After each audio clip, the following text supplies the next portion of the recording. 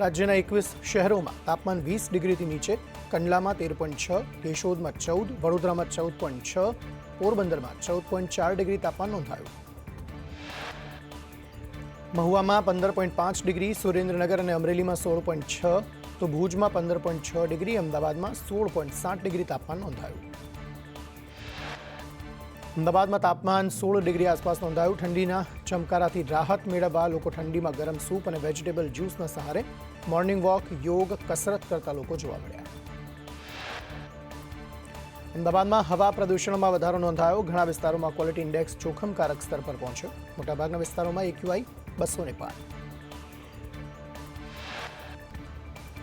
AQI વધતા બાળકો અને વૃદ્ધોને સાવચેતી રાખવા સલાહ અપાઈ. રાયખડમાં સૌથી વધુ એક્યુઆઈ 245 નોંધાયો. શાહીબાગમાં 214, થલતેજમાં 235 એક્યુઆઈ નોંધાયો. ઉસ્માનપુરામાં એક્યુઆઈ 237, સેટેલાઇટમાં 224, ચાંદખેડામાં 219 અને બોપલમાં 220 એક્યુઆઈ નોંધાયો. પ્રતિ હેક્ટર 1500 કિલો ડાંગરની ખરીદી, હેક્ટર દીઠ 1848 કિલો બાજરીની ખરીદી, 903 કિલો રાગીની ખરીદી થશે. સુરેન્દ્રનગર જિલ્લા પોલીસ વડા સમક્ષ ગણેશ ગોંડલ હાજર. સુરેન્દ્રનગર એસપીને ગણેશ ગોંડલની તપાસ સોંપાઈ. ગણેશ ગોંડલ સહિત 10 અન્ય શખ્સો હાજર થયા. કેન્દ્રીય ગૃહમંત્રી અમિત શાહે રિવરફ્રન્ટમાં આયોજિત બુક સ્ટોલની મુલાકાત લીધી. 13 થી 23 નવેમ્બર સુધી બુક ફેસ્ટિવલનું આયોજન કરાયું છે.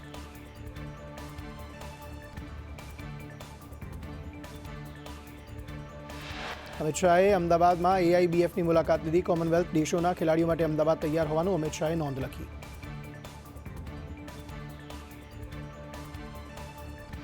Bhoi statue of unity road પર ભીલાપુર રાજલી ક્રોસિંગ પાસે વારંવાર અકસ્માત થતા હોવાને લઈ સ્થાનિકોએ ચક્કાજામ કર્યો. મુખ્ય માર્ગ પર ચક્કાજામ થતા ટ્રાફિક જામના દ્રશ્યો સર્જાયા. દિલ્હીમાં ગુજરાતના 1500 શિક્ષકો જૂની પેન્શન યોજનાની માંગ સાથે ધરણા કરશે. પ્રમુખ દિગ્વિજયસિંહ જાડેજાએ જાહેરાત કરી.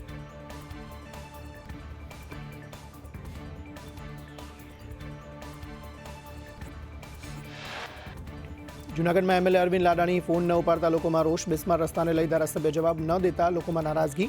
સસ્તી પરિસ્થિતિ મેળવી હોવાના આક્ષેપ.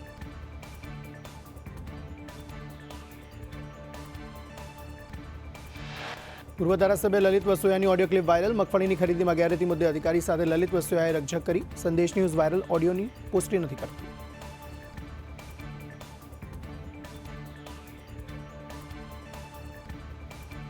કોંગ્રેસના ધારાસભ્ય કિરીટ પટેલે સીએમને રજૂઆત કરી. રાહત પેકેજમાં ચાણસ્મા સરસ્વતીને સમાવવા માંગણી. ઓક્ટોબરમાં પડેલ વરસાદથી પાકને નુકસાન થયું.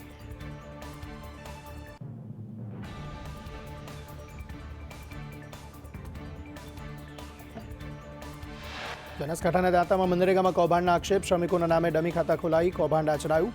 300 થી વધુ શ્રમિકોને જોબ કાર્ડ આપવામાં આવ્યા હતા.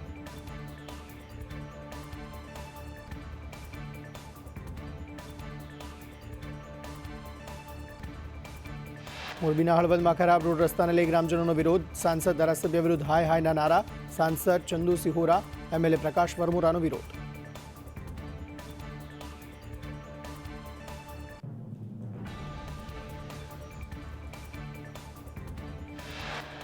ડીજીપીના આદેશ બાદ અમદાવાદ ગ્રામ્ય પોલીસે કાર્યવાહી કરી. હથિયાર, ડ્રગ્સ, નકલી નોટો સહિતના ગુનેગારોનું ચેકિંગ કરાયું. આરોપી અને તેના પરિવારની માહિતી સાથે ડોઝિયર તૈયાર.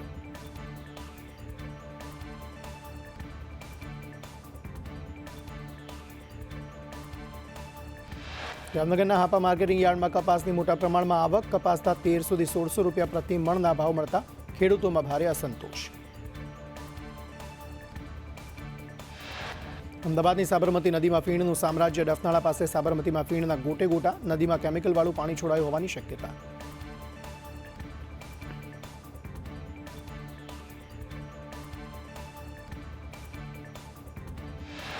મેટ્રોના કામને લઈ સુરત પોલીસ કમિશનરે જાહેરનામું બહાર પાડ્યું. પર્વત પાટિયાથી ખરવરનગર તરફ જતો રોડ બંધ કરાયો. રાત્રે 10 વાગ્યાથી 24 નવેમ્બર સુધી રોડ બંધ.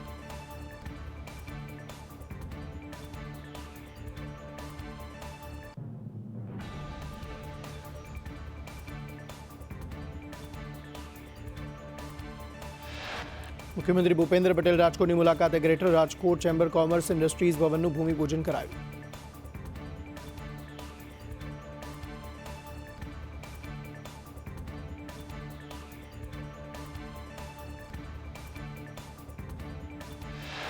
સીએમએ કહ્યું, ટેકનોલોજી સ્ટાર્ટઅપ રિસર્ચમાં ગુજરાત અગ્રેસર. જાન્યુઆરીમાં રાજકોટમાં 8 અને 9 જાન્યુઆરીએ રિજિયોનલ વાઇબ્રન્ટ સમિટ યોજાશે.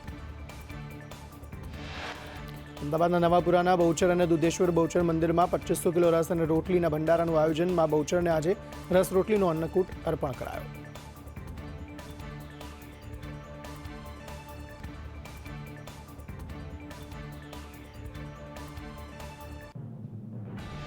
સુરતમાં નવસારીમાં ફ્યુઝન એસી ડોમ નવરાત્રીના આયોજક સામે ફરિયાદ. વિવિધ સેવા લીધા બાદ નાણાં ન ચૂકવી છેતરપિંડી આચરી. આયોજકોએ નાણાં ન ચૂકવી છેતરપિંડી કરી અને કરોડોનું ફુલેકું ફેરવનારને ઝડપવા કવાયત હાથ ધરાઈ.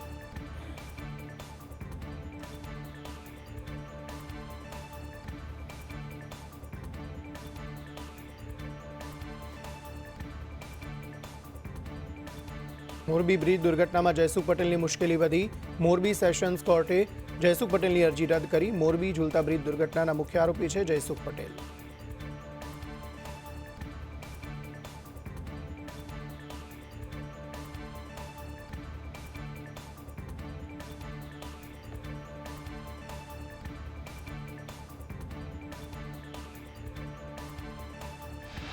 વડોદરાના પાટોદ ગામે ફાર્મ હાઉસમાં લૂંટ. 3 લોકોને બંધક બનાવી 10 લોકોએ લૂંટ ચલાવી. દાગીના સહિત રોકડ રકમની લૂંટ કરી લૂંટારૂ ફરાર.